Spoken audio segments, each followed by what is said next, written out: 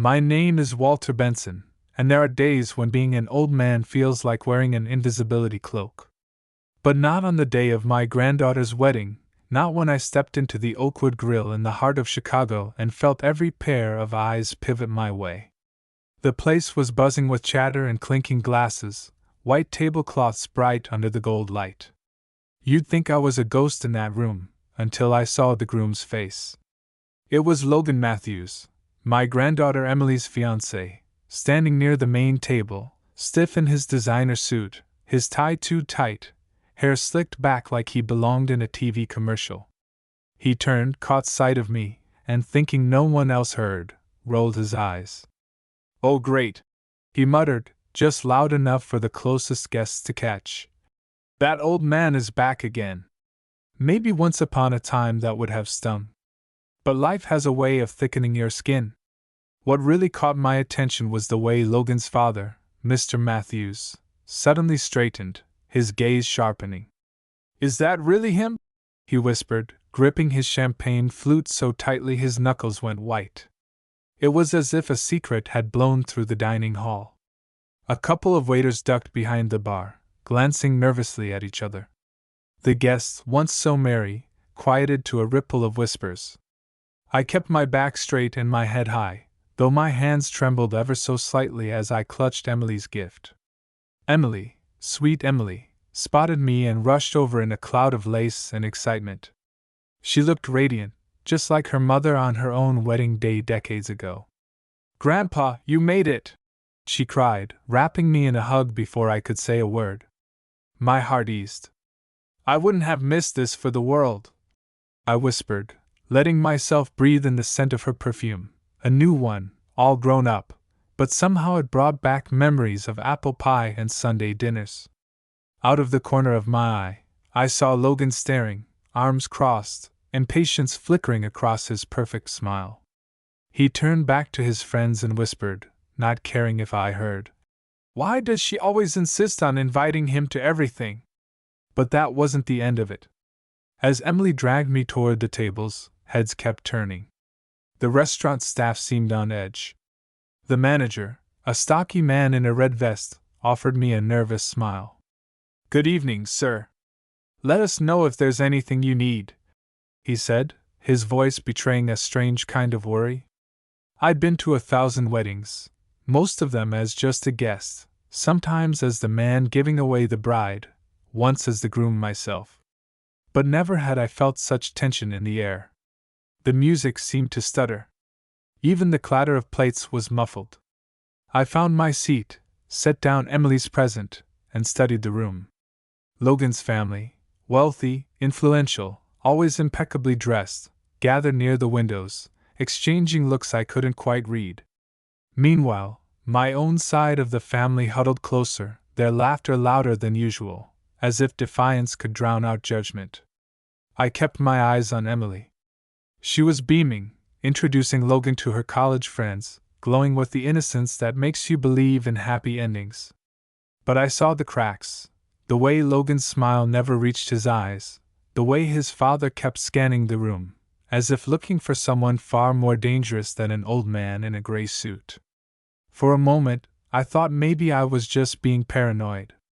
Maybe it was the nerves, or maybe I'd finally crossed the line into the kind of old age where you see ghosts everywhere. But when I caught the manager glancing at me again, worry etched in every line of his face, I knew something more was going on. And then it hit me, it wasn't just Logan who resented my presence. The staff, the Matthews family, even some of the guests, they all seemed to know something about me that I didn't know they knew. The speeches began, laughter rising and falling. Emily's mother toasted to love and family, her voice shaky but warm. Logan's father took the microphone next, all polished confidence.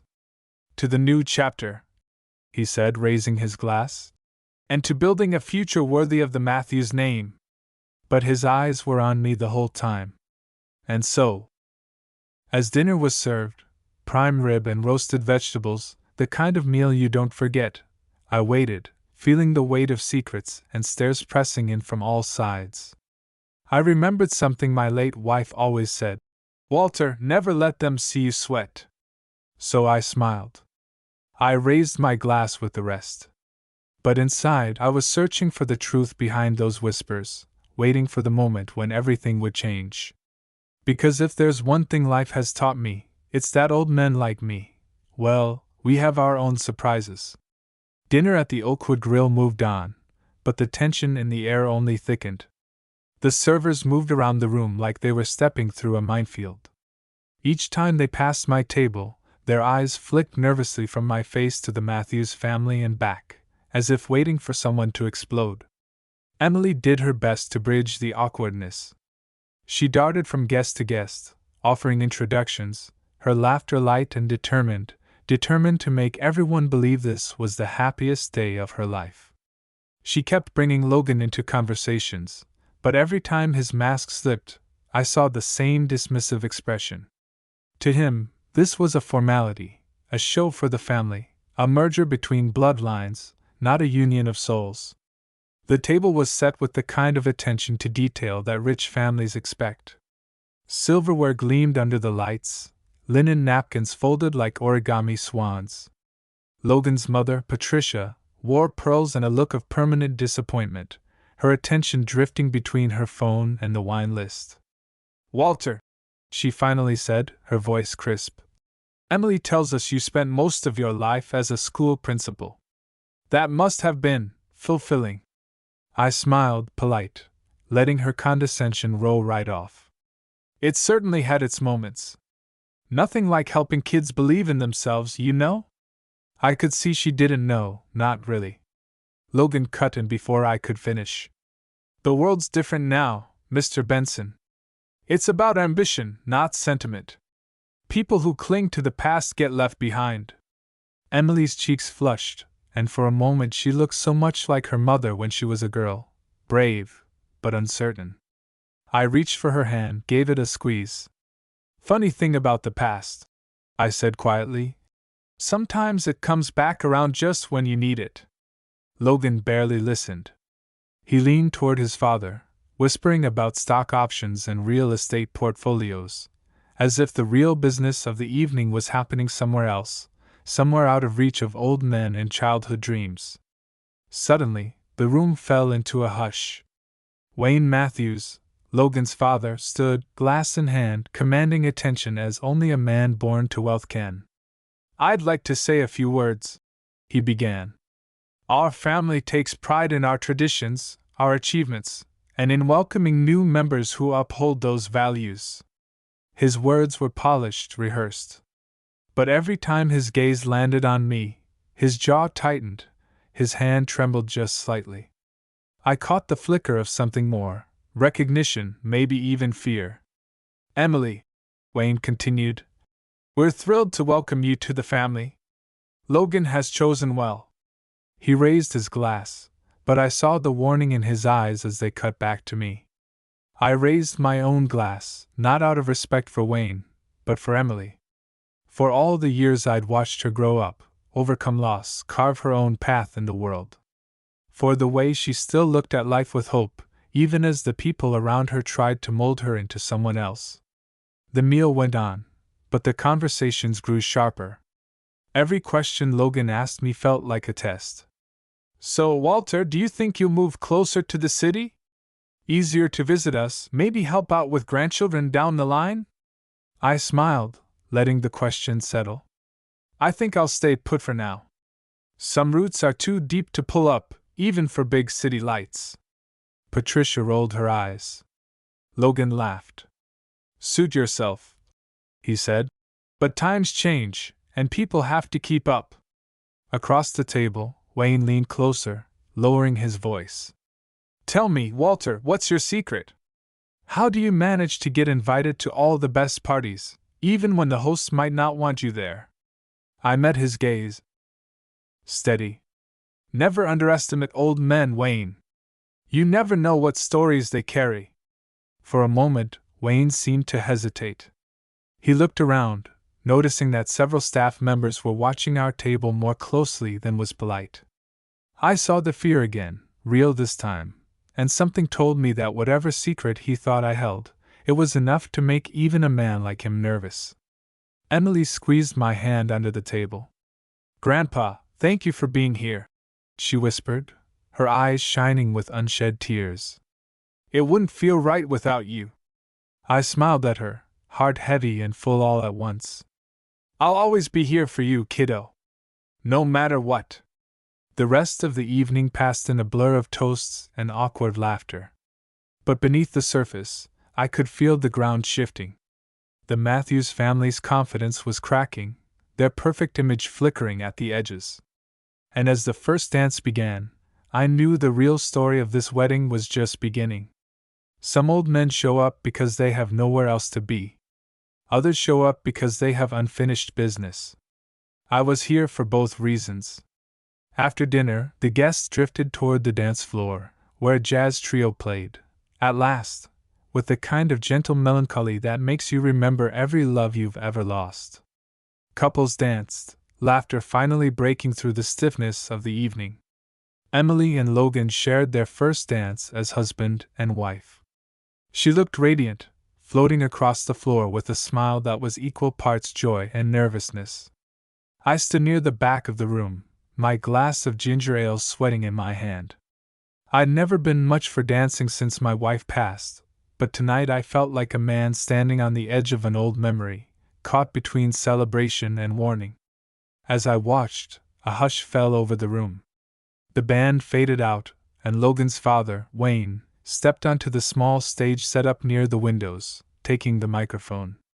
"Ladies and gentlemen, if I may have your attention," he announced, voice echoing off the marble and glass. "Tonight is about family, legacy, and the next generation building upon the foundations we've set."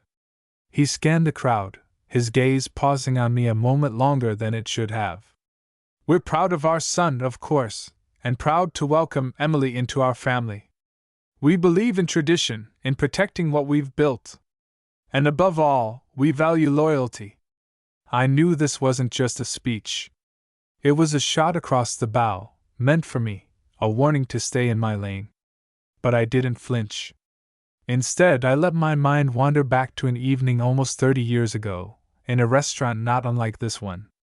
Back then, Wayne Matthews was still a junior partner at a firm in Boston, long before he bought his way into Chicago's business elite. Back then, he needed my help. Funny how history circles back when you least expect it. As Wayne finished, the applause was polite but scattered.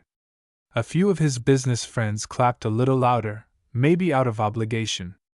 The staff, meanwhile, looked more on edge than ever. I caught the manager's eye, and he nodded, almost as if acknowledging a secret between us. The DJ queued up a new song. I turned, meaning to get some air, when Logan intercepted me near the exit. "We need to talk," he said, voice tight. We stepped outside, the night air crisp and carrying the scent of rain on concrete. Logan shoved his hands in his pockets, shifting his weight from foot to foot. "Look," he said, "I don't know what kind of games you're playing, but this is my family's day. Emily's day. Don't mess it up." I studied him, this young man who'd only ever known comfort and certainty, who never had to fight for his place at the table. "Logan," I replied, keeping my voice steady, "I'm just here for Emily. Always have been, always will be." He laughed, short, harsh. "You don't belong here. My father told me about you. He said you're a man who sticks his nose where it doesn't belong." I smiled. "Sometimes the nose knows more than people want it to." He leaned in, lowering his voice. "You think you're clever? You think you can embarrass us, dig up something from the past and wave it around? This isn't some small-town drama. Old man. This is Chicago. People like you get forgotten." For a moment, I almost pitied him. Almost. "I'm not here to embarrass anyone," I said softly. "But you might want to ask your father what happened in Boston, 1997. See what he tells you then." His face went pale, then red. "You're bluffing," he hissed. "Try me," I replied. "I'm just here for Emily, but if you hurt her, if you treat her with anything less than respect, you'll see just how much people remember old men like me." He stormed back inside, fists clenched, his world suddenly a little less certain. I stood on the sidewalk a while, letting the city sounds wash over me. My heart was thumping hard in my chest, not out of fear, but because the old fire was back. It wasn't about revenge. It was about making sure Emily knew the truth about the family she was marrying into. As I re-entered the restaurant, I saw Wayne in the corner, talking urgently to the manager. His eyes flicked up to mine, and I saw the truth there. He remembered Boston, and he knew I could bring it all crashing down. Back inside, the celebration continued, but the mood had shifted. People sensed the undercurrent. Whispers flowed between tables, glances darted in my direction. Some guests avoided my gaze altogether. Others looked at me with new respect, as if suddenly realizing I wasn't just a kindly grandfather in a second-hand suit. Emily found me again, pulling me onto the dance floor for a slow waltz. "Grandpa, did you ever regret marrying Grandma?" she whispered, her voice trembling. I held her close. "Not for a single moment," I answered, letting the old pain soften my voice. "Sometimes love isn't easy, Em. Sometimes the world tries to tear it apart. But if it's real, you fight for it. You protect it." She looked up at me, hope and worry in her eyes. "Even when the family makes it hard?" I smiled. "Especially then." Around us, the party sparkled on. But I could feel the fault lines running through the Matthews' perfect facade. And I knew the night was far from over. Old men like me, we don't always win. But we never go quietly. You'd think, after all I'd lived through, wars, the stock market crash of '87, losing my wife to cancer, nothing could really surprise me. But that night, as the wedding slipped past midnight and the city lights blinked outside the restaurant's tall windows, I realized I'd underestimated the storm that was coming. Emily had wandered off with her friends, her laughter echoing across the dance floor. The young people drifted to the bar, while the older guests, myself included, found refuge in the quiet corners, sipping coffee and swapping half-true stories. I kept my eyes open, the way I always had as a principal, never fully off duty, always reading the room. I spotted Wayne Matthews in heated conversation with the manager near the kitchen. Their faces were tight, voices low but urgent. Every so often, Wayne's gaze shot toward me. It was obvious. Whatever memory of Boston he carried, it was gnawing at him like a rat in the walls. I decided to take a stroll. Old men are invisible at parties. You'd be amazed at the secrets you hear when no one's watching. As I slipped past the restrooms, I caught the edge of another conversation. Logan was arguing with his father in the narrow hallway near the wine cellar. "She knows something, Dad. You saw her face. Emily's not stupid," Logan hissed. Wayne glanced over his shoulder then snapped. "Your job is to keep her distracted, keep her happy. If she starts asking questions, just remind her whose name is on the house, whose money pays the bills." "But what if she talks to her grandfather? He keeps looking at us like he knows things." Wayne's voice dropped to a menacing whisper. "That old man's got nothing. He's just here to play hero. Remember, if you keep control, no one gets hurt." I stepped back before they noticed me, heart pounding. I'd suspected the Matthews family had secrets, but now I was certain. And Emily, sweet Emily, was in the middle of it. Back in the dining room, a commotion was brewing near the gift table. Emily's college roommate had apparently lost her purse. Waiters searched under chairs. The manager offered apologies. In the confusion, I caught Emily slipping out to the terrace alone. I followed, giving her a minute before stepping outside. The terrace overlooked the city, Lake Michigan in the distance, the dark outlines of skyscrapers against the midnight blue. Emily was hunched over the railing, her shoulders shaking. "Rough night?" I asked, settling beside her. She wiped her eyes and forced a smile. "Just a lot, Grandpa." Logan's acting strange and his dad's. Well, you saw. I nodded. Families have a way of showing their true colors at weddings. She looked up, her eyes searching my face. Are you proud of me, Grandpa? Even if I'm marrying into all this? I put my arm around her. Emily, I've been proud of you every day since you were born. Don't let anyone make you doubt yourself. Especially not people who think money is everything. She shivered, and I took off my jacket, draping it over her shoulders. We stood in silence for a while, the city noise drifting up like static. I wanted to tell her everything, about Wayne, about Boston, about the real cost of secrets, but I could see she wasn't ready yet. Sometimes, the truth has to wait for the right moment. A few minutes later, Logan stormed onto the terrace, face flushed. We need to go back in. My family's looking for you. He barely glanced at me as he took her arm, steering her away like she was another possession to be managed. Thanks for the talk, Grandpa, she called back, her voice thin. I watched them go, my old bones aching with worry.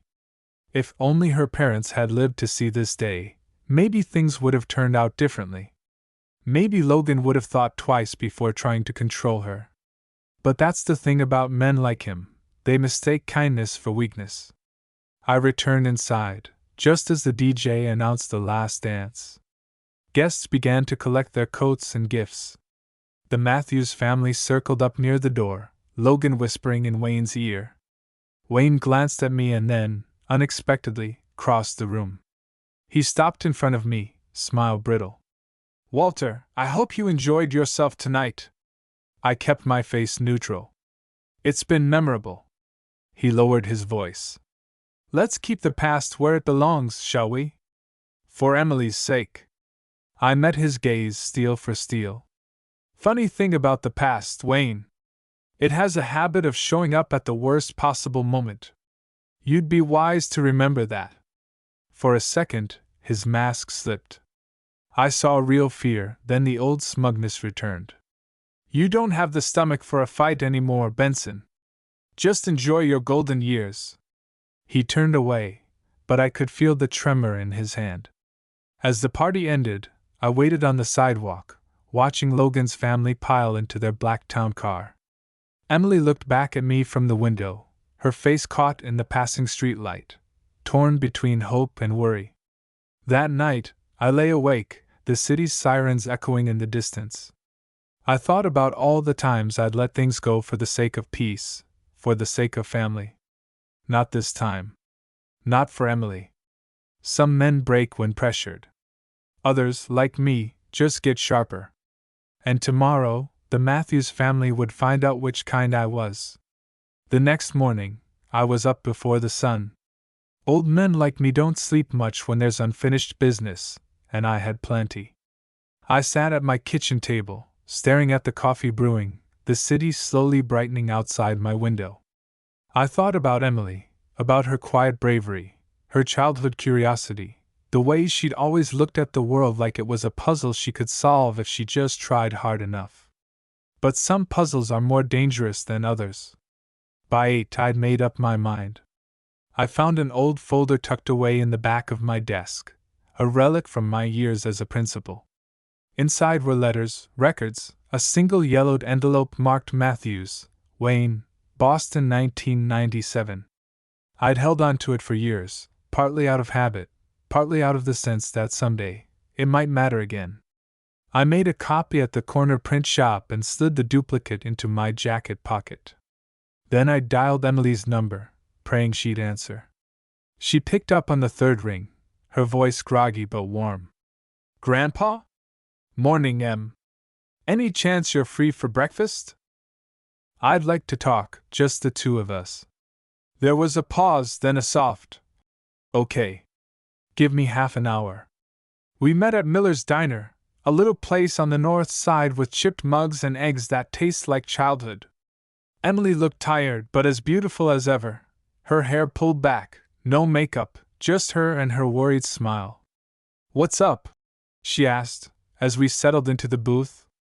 I hesitated, not wanting to burden her, but knowing the truth couldn't wait. I pushed the envelope across the table. This is about your father-in-law. About something that happened a long time ago. She picked it up, fingers trembling. Why now? Because them your family. And families protect each other, even when it's hard. Wayne Matthews isn't just a tough businessman, he's a man who built his success by cutting corners. When he worked in Boston, he was investigated for embezzlement.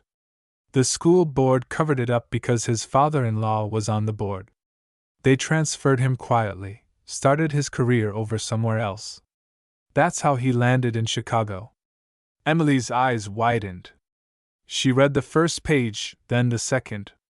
I had no idea. That's how people like Wayne operate. They keep secrets. They rely on people staying quiet, on old men like me fading away. She shook her head. Why didn't you tell anyone before? I sighed. Because back then, you were just a kid. And honestly, I thought Wayne had changed. But last night, when I heard how he spoke to Logan, how he talked about you, I realized he hadn't. He's just gotten better at hiding it. Tears welled in her eyes. Grandpa, what do I do? Emily, you're stronger than you think. But you need to know the truth before you decide what kind of life you want. With Logan, with his family. Secrets like these? They don't stay buried forever. If Wayne would lie about his past, what else is he hiding? She looked at me for a long time, the weight of everything settling over her. Finally, she nodded. Thank you for trusting me. We finished our breakfast mostly in silence, the kind of silence that hangs heavy but necessary. When we parted ways, I pressed her hand, hoping she felt my support.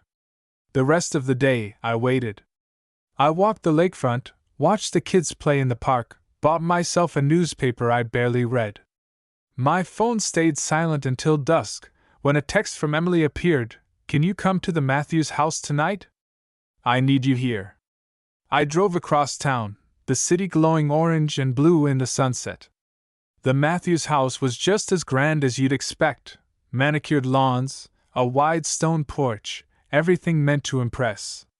But tonight the lights inside flickered with something colder. When I arrived, Emily met me at the door, her face pale but set with determination. They're all in the living room. I want them to hear this from you. Inside, the entire Matthews family sat on expensive leather sofas, Logan and his parents, even a few cousins who'd stayed after the wedding.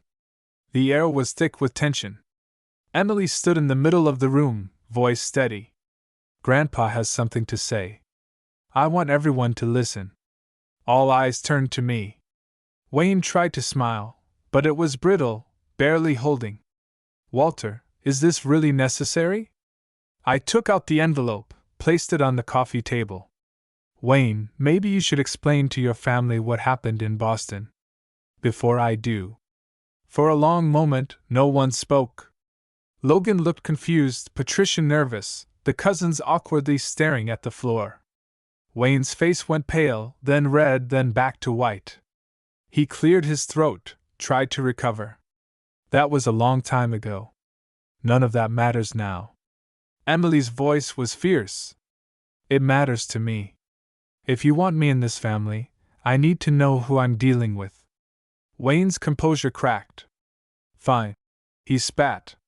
Yes, there was an investigation. There were mistakes. But I moved on. I built everything we have from scratch. I watched the reactions, Logan's shock, Patricia's anger, the cousins' uncertainty. For the first time, the Matthews' grip on control had slipped. I met Wayne's eyes, and for once, he looked away first. You can bury the past for a while, I said quietly. But you can't outrun it forever. Not when family is on the line. The room stayed silent as Emily picked up the envelope and left, Logan scrambling after her. I turned and walked out, leaving the Matthews world just a little more honest, and a lot less comfortable. But this fight wasn't over. I could feel it. For Emily's sake, I was ready for whatever came next. I sat outside in my old Chevy, staring at the Matthews house as the sun went down. My heart thudded against my ribs with each passing minute, as if it knew the cost of telling the truth is often measured in silence, not thanks. Through the living room window, I could see shadows moving, Logan arguing with Emily, Patricia with Wayne. It was a house built on secrets, and I just pulled the first brick out from the bottom. 10 minutes passed. 15. Finally, the front door swung open. Emily stood on the steps, Logan just behind her, his hands shoved deep in his pockets. She came over to my car, her face streaked with tears but her chin lifted high. "Grandpa, can we go for a walk?" We wandered down the quiet block, just the sound of our footsteps and the buzz of distant city traffic. Emily kept her eyes on the sidewalk, her voice small. "He lied to me, Grandpa." Logan said his father was strict, but he never told me about Boston. He says it was all a misunderstanding. But now I wonder, what else is a misunderstanding? I let her speak, let her anger and confusion spill out. She was grieving, not just the story she'd built around Logan, but the safety she thought she'd found in his family. That's the part nobody warns you about. When trust breaks, it's never just one crack, it's a spiderweb, running through everything. "He keeps saying you're just trying to ruin things," Emily said. "That you hate their family. But I can see it in his eyes. He's scared of you, Grandpa. Not because you're mean. Because you're honest." I squeezed her hand. "Being honest never made me many friends, Em. But it kept me whole. And it kept my promises to your grandma, and to you. I'll always protect you, even if it means you hate me for a while." She stopped under a street lamp, tears glistening. "I could never hate you. I don't know what to do." The wind picked up, carrying the distant sound of a train. "You don't have to decide tonight," I said gently. "But you do have to decide what kind of life you want. The Matthews family, they build walls to keep secrets in. If you marry Logan, you're going to live behind those walls. Maybe you can tear them down. Maybe not. But I won't lie to you, love can't fix everything if there's no truth to start with." We walked in silence until we reached her apartment. She hugged me tightly, and I held on, wishing I could keep her safe from every heartbreak. "Thank you for loving me enough to tell the truth," she whispered. "I always will," I promised. Back home, I sat at my table, old hands wrapped around a mug of coffee gone cold. The phone buzzed with a message from Patricia Matthews. "You've destroyed our family. I hope you're happy." I let the words sit there, another stone thrown by someone who built their house on shifting sand. Days passed. I didn't hear from Emily. I didn't hear from Logan. I spent my time fixing things around the house, tightening a leaky faucet, replacing the porch light, sorting through old photographs. Every quiet hour felt longer than the last. Finally, a week after the wedding, Emily called. Her voice was steady, but tired. "Can you meet me at Grant Park, Grandpa? There's something I need to tell you." I found her sitting on a bench beneath the elms, sunlight sifting through the branches. She looked up with a soft smile, the weight on her shoulders lighter somehow. "I broke it off," she said. "Logan said he loved me, but he couldn't promise to be different from his father. He didn't want to talk about Boston. He said family loyalty came before everything else." She looked at me, her eyes shining with a fierce kind of clarity. "But you showed me that family means telling the truth, even when it's hard. I don't want a life of secrets, Grandpa. I want a life that feels real." I felt relief and sorrow all at once. Part of me mourned the dreams she'd let go, the wedding plans, the promise of a big family. But a bigger part felt proud. She'd chosen her own integrity over someone else's expectations. "You're brave," I told her. "Braver than you know." She leaned on my shoulder. "You were right about the past, Grandpa. You can't outrun it. I think I need some time to figure out what comes next. But I'm glad you were there to remind me what matters." We sat like that for a while, letting the city pass us by. Old wounds heal slowly, but the truth is a kind of medicine. Sometimes bitter, always necessary. As we stood to leave, Emily squeezed my hand, her voice light for the first time in days. "Do you think Grandma would be proud?" I smiled. "She'd be over the moon, kiddo. She always said, 'Don't settle for a life where you have to pretend.' And neither should you." I watched her walk away, shoulders straight, sunlight catching her hair. I knew her journey was only beginning, but she was walking it on her own terms. And that, more than any wedding or family fortune, was the real victory. But as I turned homeward, I couldn't help but wonder if the Matthews family would stay quiet, or if there was still one more chapter left to write. Life has a way of circling back to you, especially if you live long enough to see the patterns. In the weeks that followed Emily's decision, the Matthews name faded from our lives like a storm cloud breaking up after a hard rain. There was no more talk of weddings, no more expensive dinners or forced smiles. What remained was quiet, a kind of peace you can only buy by standing your ground. I didn't hear from Logan or his family, though word trickled down through the grapevine. The Matthews clan circled their wagons, keeping their troubles private. Rumor had it Wayne became even more controlling, his business taking hits as some old ghosts from Boston finally caught up. I didn't celebrate his misfortune. I'd learned long ago that revenge never tastes as sweet as you think. Justice has its own quiet flavor. Emily threw herself into her work.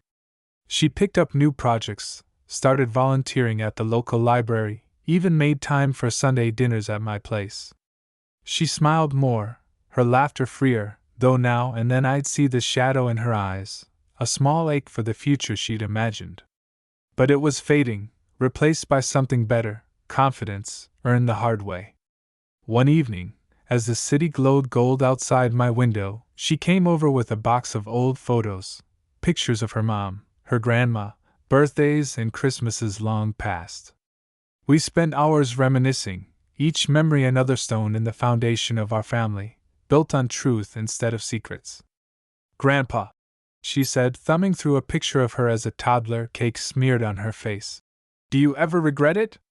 Telling me about Wayne, about what you knew?"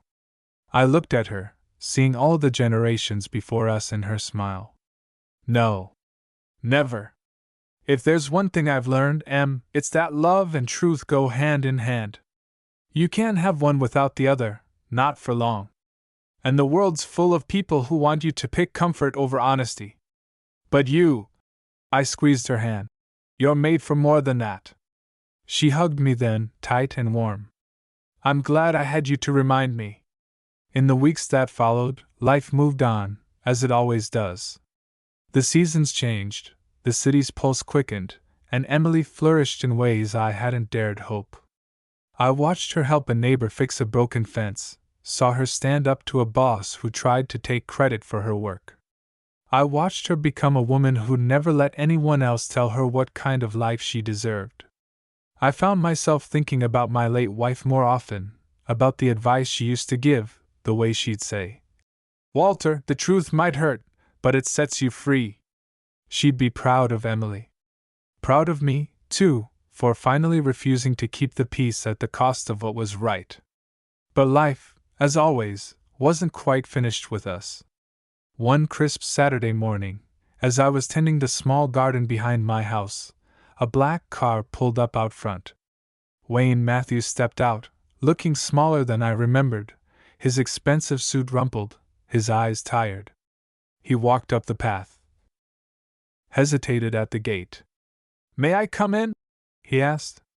I wiped my hands on my jeans, nodded. "You're on my property, Wayne. My rules." He looked around, at the house I'd built with my own hands, at the flowers Emily had planted as a child. "You did what you had to do," he said. "I won't pretend I'm not angry about it. But maybe it was time the truth came out. For all of us." He paused, glancing down at his shoes. "Emily's a good kid. She deserved better than to get caught up in all that." For the first time, I heard something like regret in his voice.